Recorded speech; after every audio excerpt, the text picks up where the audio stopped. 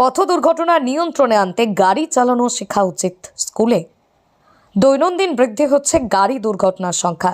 তবে যারা গাড়ি চালানো শেখে মূলত তারা আগে বাড়ি চালানোর কথা স্কুল থেকে প্রশিক্ষণ নিলেই দক্ষতার সঙ্গে প্রশিক্ষণ নিয়ে রাস্তায় গাড়ি চালাতে পারবেন, আর যার কারণে অনেকটাই নিয়ন্ত্রণে আসবে দুর্ঘটনা। ট্রেনিং স্কুলের মূল বিষয়বস্তু হচ্ছে গাড়ির সম্বন্ধে, সিগন্যাল সম্বন্ধে, রোড সাইন সম্বন্ধে ছাত্রছাত্রীদেরকে খুব ভালো করে বোঝানো এবং শেখানো এবং সঠিক পদ্ধতিতে গাড়ি চালানো তাদেরকে শেখানো হয় এবং যাতে দুর্ঘটনা এড়ানো যায়, সেই দুর্ঘটনা কীভাবে এড়ানো যায়, এড়িয়ে চলা যায়, সেইগুলো আমাদের স্কুলে বোঝানো হয়, শেখানো হয়। তার সাথে সাথে খুব সুন্দরভাবে গাড়ির ট্রেনিং করানো হয়। এবং মুর্শিদাবাদ জেলার কান্দি, বহরমপুর ও জঙ্গিপুরে বিভিন্ন গাড়ি চালানোর শিক্ষা প্রতিষ্ঠান রয়েছে, যারা দৈনিক সকাল বিকেল নির্দিষ্ট সময়ের গাড়ি চালানোর প্রশিক্ষণ দিয়ে থাকেন। তবে প্রশিক্ষকদের কথায় ড্রাইভিং দক্ষতা অর্জনের জন্য ব্যবহারিক ড্রাইভিং প্রশিক্ষণ অত্যন্ত অবশ্য দুর্ঘটনা নিয়ন্ত্রণে আনে। সড়ক নিশ্চিত করতে, দুর্ঘটনার সংখ্যা হ্রাস করতে ড্রাইভিং ট্রেনিং স্কুলে ভর্তি হয়ে দক্ষ চালক হিসেবে নিজেকে গড়ে তুলতে পারেন। সড়ক ব্যবহারের সঠিক নিয়মকানুন এবং ট্রাফিক আইন সম্পর্কে ধারণা না থাকার কারণে আমাদের রাস্তাগুলি অনিরাপদ। অধিকাংশ চালক ট্রাফিক আইন সম্পর্কে কিছুই জানে না, যার কারণেই ঘটে চলে দুর্ঘটনা, প্রাণ যায় পরিবারের সদস্যদের। এখানে ট্রেনিং করা একটা সুবিধা, এখানকার স্কুল খুব ভালো করে ট্রেনিংটা শেখায়।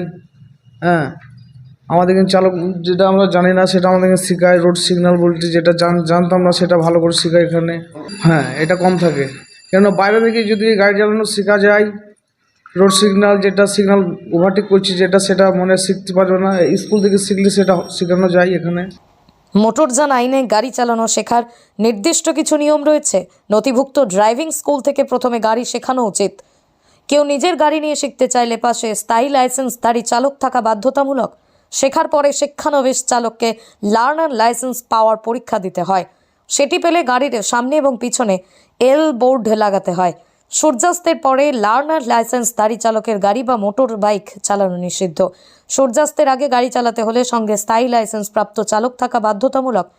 এখানে ট্রেনিং করলে অনেক সুবিধা পাওয়া যায়, ডাবল ক্লাস ব্রেক পাওয়া যায়, আমাদের গাড়ি শেখানো ভালোভাবে শেখানো হয়। সপ্তাহে 2 দিন থিওরি ক্লাস করা হয় 2 ঘন্টা করে, 3 দিন গাড়ি চালানো হয়। আমরা গাড়ি চালানো শিখতে যেয়ে রোডের মাধ্যমে সিগন্যাল সব বুঝতে পারি, ভালো করে বুঝিয়ে দেয়। গাড়ি চালানো খুব সুন্দর হয়, চালকরা বুঝতে পারে ট্রেনিং গাড়ি এটা, চালকরাও সাবধান হয়ে যায় এবং আমরাও ভালোভাবে বুঝতে পারি কীভাবে গাড়ি চালানো শেখা হচ্ছে, এভাবে সুন্দরভাবে শেখানো হয়। লার্নার লাইসেন্স পাওয়ার পরে 30 দিন নিয়মিত সরকারি মোটর ট্রেনিং স্কুল থেকে প্রশিক্ষণ নেওয়ার কথা। লার্নার লাইসেন্স পাওয়ার 90 দিনের মধ্যেই গাড়ি চালানো চূড়ান্ত পরীক্ষা দিয়েই পাকা লাইসেন্স পাওয়া যায়। অন্যদিকে নির্দিষ্ট নিয়ম মেনে প্রশিক্ষণ নিলে জীবনে গাড়ি চালানোর ক্ষেত্রে দুর্ঘটনার সংখ্যাও কম হতে পারে। ফলে নিরাপদে গাড়ি চালানো প্রশিক্ষণ নিয়ে নির্দিষ্টভাবে লাইসেন্স পেলেই গাড়ি চালাতে পারবেন চালকরা।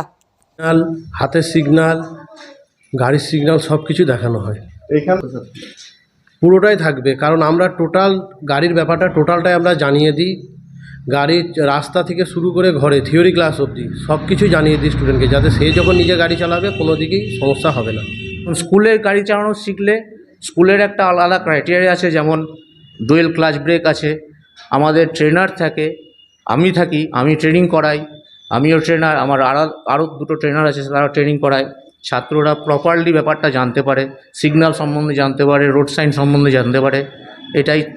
আর বাইরে থেকে শিখলে হয়তো শেখে, কিন্তু তার দুর্ঘটনাটা বেশি হয়, আপনারা জানেন। মুর্শিদাবাদ থেকে কৌশিক অধিকারীর রিপোর্ট, লোকাল 18 বাংলা।